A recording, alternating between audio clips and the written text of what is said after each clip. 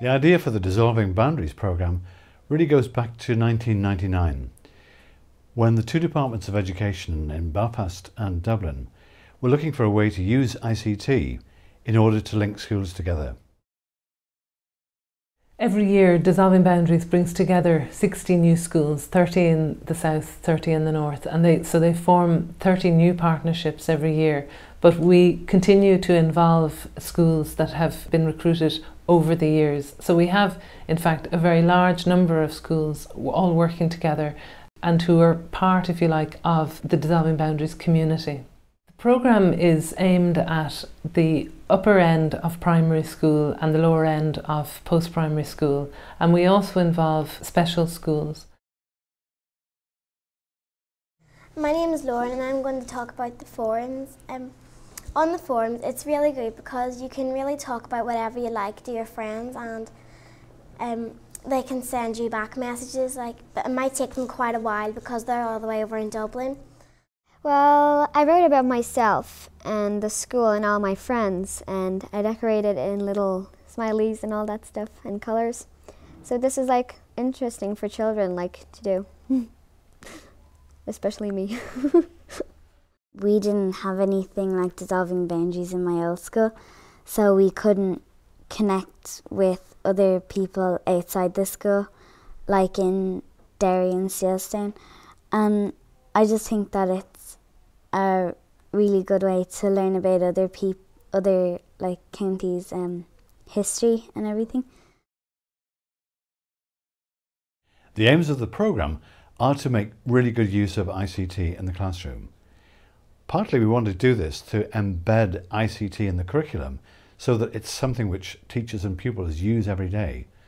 And one of the things we know about this is that when ICT is used to link with other schools, the pupils are very often motivated because they've got a real audience to write for and to work with. And the approach that we've taken in Dissolving Boundaries is to say this is not just about the subject of citizenship, because potentially almost any subject can be the focus for young people working together. And we've had some outstanding projects which have used science, others that have used English, maths, the environment. So in effect, it is the process of investigating topics together that's the real heart of this.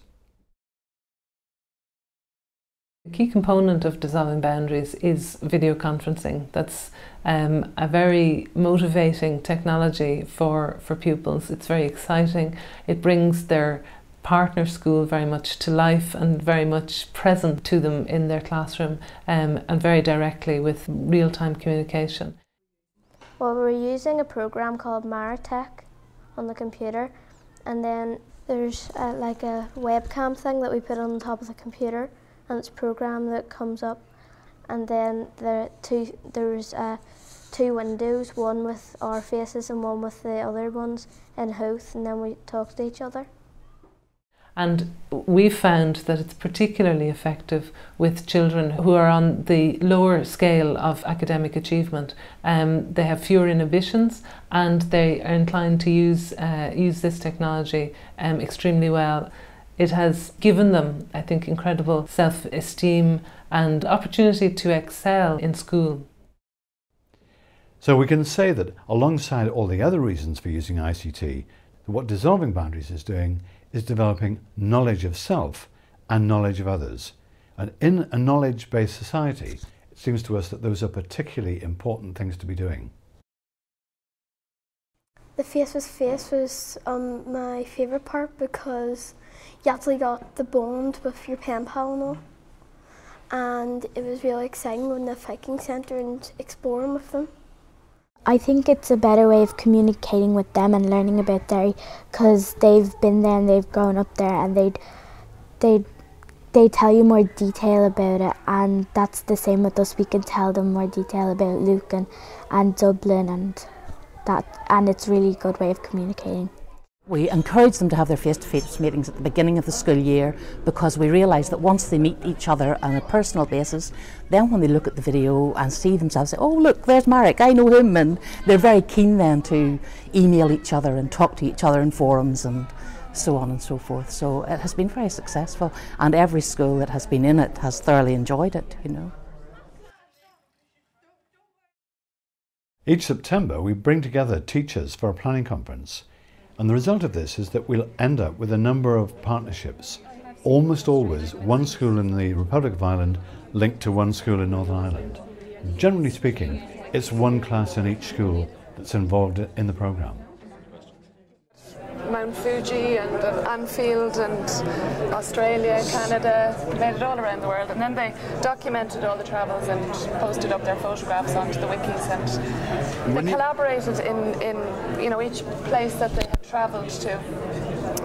They'd tell a bit about that place, and then they'd ask the other class a question where they'd need to maybe do some research on the internet.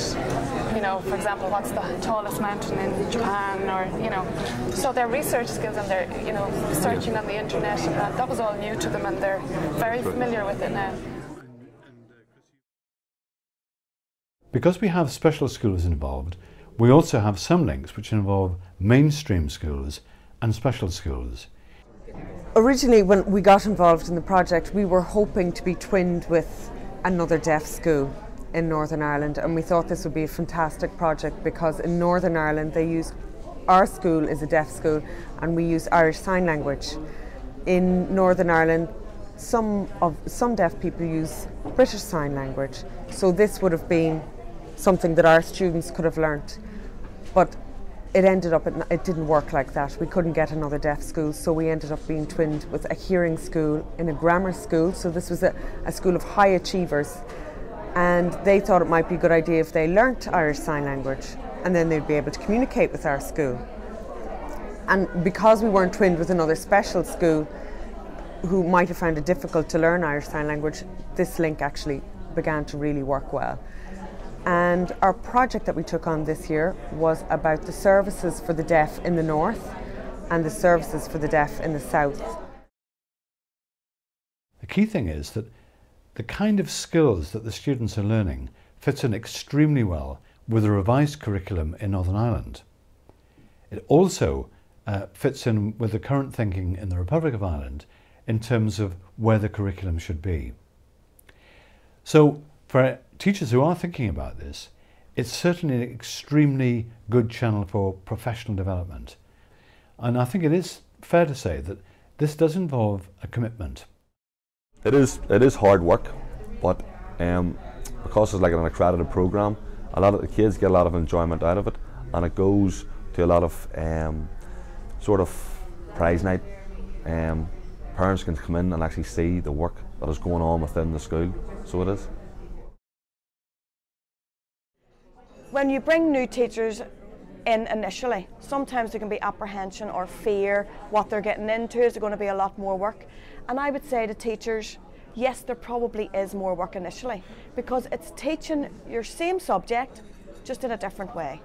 So instead of you being at the top of the classroom, chalk and talk, you're involving the children more and letting them take ownership of their own learning. The Dissolving Boundaries programme has a lot of aspects to it, but I think from the pupils' point of view that the most important aspect is the friendship that they form with the classmates that they work with in the other jurisdiction. What's really happening in a Dissolving Boundaries project is that pupils have an opportunity to work directly with a whole other set of classmates. I think from the teacher's perspective, it's also a very enriching experience.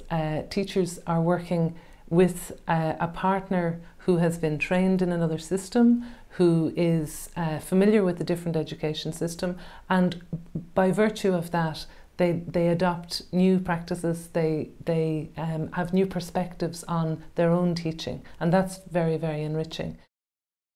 I feel this project is as important for staff development as it is for pupil development. The skills that we've been developing, the ability to collaborate with schools in another country is pivotal to the project, and adds so much value irrespective of the content that the pupils are doing. One of the distinctive features of the Dissolving Boundaries programme is that it's got a strong research dimension.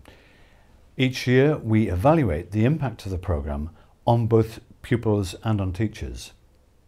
We also use this research to contribute to international scholarly debate on the role of ICT in intercultural education. And I think we can say that the experience that we've had with Dissolving Boundaries over almost 10 years means that a substantial amount of research has now been done in Northern Ireland and the Republic of Ireland. I would say that we have come to be accepted as one of the leaders in the field. So it's nice to have a break from work, but it's kind of work in a fun way.